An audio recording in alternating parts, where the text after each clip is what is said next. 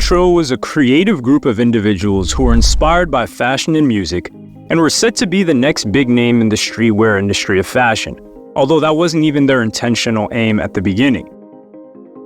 They had a lot of influential friends who helped to create hype for their brand, selling out products, but as fast as they blew up, they seemed to just fall off, with the brand pretty much dead now.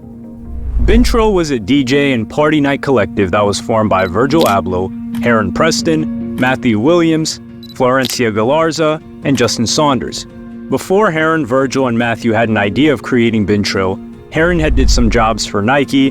Virgil, Matthew, and Heron were working behind the scenes for Kanye West, and when asked how they would describe Trill, they said the following: an art collective and DJ crew whose image and sound is defined by the frenzy of new youth culture found on the pages of the deep web and on the blocks of big cities. If someone was in a position to explain what Trill stood for, someone could say it was the process of being up on something for quite some time before someone else was there. And that's how they defined it with the quote that we just read. While being interviewed by GQ in 2019, the group remembered the time when they had an idea to get together initially and have some fun mixing both music and fashion. Matthew Williams, who's now a designer for the popular brand Alix or Alix, we were living between London and Paris, working for Ye, and we'd go out after work, and we weren't hearing the music we wanted to hear in the clubs. So we contacted some friends and started playing music off our computers and iPhones. Virgil said, when you have creative people all working on laptops, you listen to music. So Trill was more like a group chat that turned into something for the public sphere. Heron Preston said, one day Matt Williams, Justin Saunders, and Virgil came up to me and were like, yo, do you want to start throwing parties with us?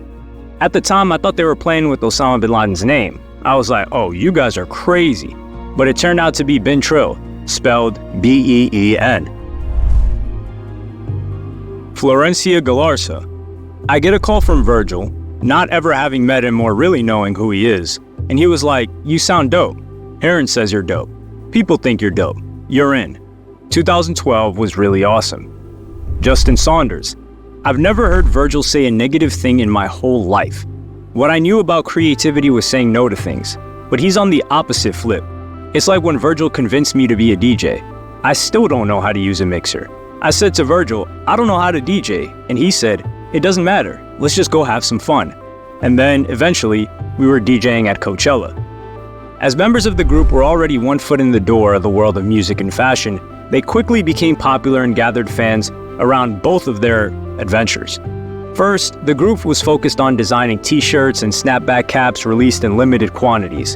Having friends such as Kanye West, Drake, Big Sean, A$AP Rocky, and Rihanna helped the collective to attract more followers and fans selling more of their products. Their logo, Trill, was written using that Rocky horror picture font, which wasn't liked by many in the beginning. Also, having not exactly thought through the price range, the collective was harshly criticized initially for having shoelaces sold for $100. It was also said that the quality of the merchandise that Trill was selling was rather average, which contributed to people feeling that they were tricked into spending more than they should have. Despite all that, Trill knew how to keep their fans happy and excited. So they were using Tumblr and other social media a lot, where they continuously shared mixtapes, images, music videos, and of course, throwing all-night parties. In 2 years' time, the hype around the brand slowly started to die out. Some would say that the diss track Multiply that A$AP Rocky released, who was just 1 year ago or 1 year prior, the brand's advocate, added fuel to the flame. In the diss track, A$AP Rocky was angry that Trill and Hood by Air were copying his style and, in some way, were monetizing it without giving him any sort of royalties or payment. Surprisingly, Heron didn't take much offense, as it would seem, because he started to sell t-shirts with a printed screenshot from the diss as a part of the Heron Preston bootleg series. Not only did Heron monetize A$AP Rocky's critique of the brand, but he also wrote a witty and smart commentary about the way rap and fashion intertwined on an Instagram post. What happened to the rapper on rapper beef? The days of Biggie versus Tupac and Jay-Z versus Nas are over. Remember how Nas's Ether or Tupac's Hit 'Em Up made you feel? Remember what that meant for rap music? The fact that a rapper dissed a clothing company is a huge sign of the times. Does that mean rap is boring? Has rap lost its edge?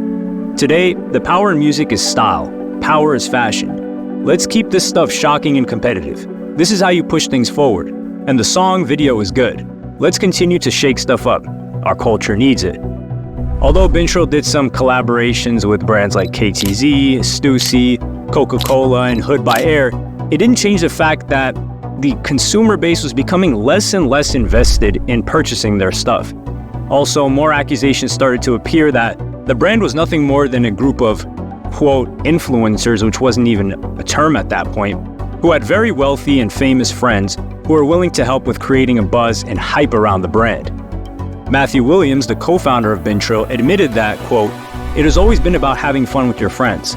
Because of our social media presence, we can amplify a small, spontaneous idea so it seems much bigger than it actually is." From which a deduction can be made that there was no big plan for Trill from the beginning, rather than having a good laugh, spending some time together, and making some quick cash. In 2015, all the founders of Trill decided that it would be a good idea to sell the brand to PacSun, as it would make their streetwear even more accessible to all people, including young kids. But a year later, PacSun was bankrupt. Luckily, Culture Kings purchased Trill, and by doing that, they closed the gap in selling high-end streetwear. Matthew Cristani, the senior designer of Culture Kings, said, "Culture Kings are thrilled to have secured a license for Trill to fill a gap in the market for customers seeking attainable, high-end streetwear. We aim to open up an opportunity for our target demographic to experience the quality and trend-driven graphic direction of certain corners of the luxury fashion market, but at a more accessible price point. With this in mind, we're incorporating futuristic themes for graphic and garment design to evolve the Trill brand into something memorable that cements a strong legacy at Culture Kings." He hinted about the first collection with them. "Our first collection is entitled Future Vision and conceptually portrays symbols of technology in the form of cyber-themed graphics that provide bold and eccentric products. We also studied Trill's history and have built on their recognizable logos and symbols and put our fresh spin on them. To fuse it all together, a lot of emphasis went into sourcing the most quality fabrics and trims to elevate these products to the next level. This is just the beginning." All 5 co-founders of Trill didn't stop their work in the world of fashion or music after they sold their brand. As a matter of fact, they only accelerated. Virgil Abloh had started Pyrex Vision, where he experimented a lot more with graphics. While Pyrex Vision was also not on the market for long, it was a foundation for his next brand, which was the highly successful Off-White.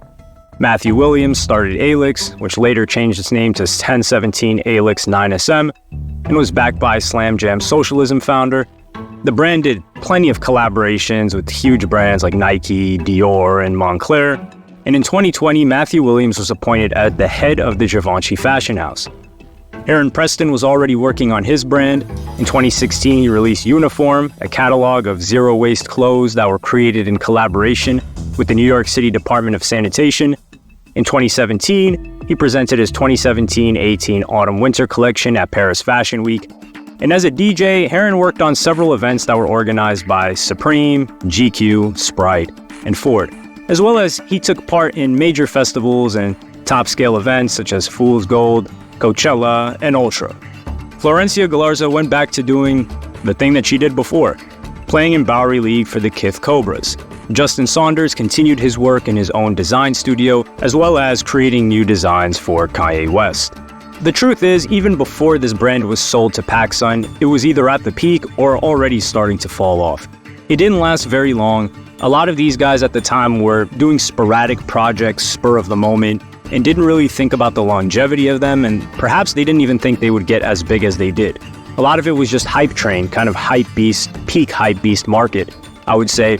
And over time, a lot of these faded. However, they did use the foundation from them, and cashing out early, selling it to bigger brands, in order to build something that has lasted many years later. And that pretty much goes for all of them. Make sure to subscribe for more.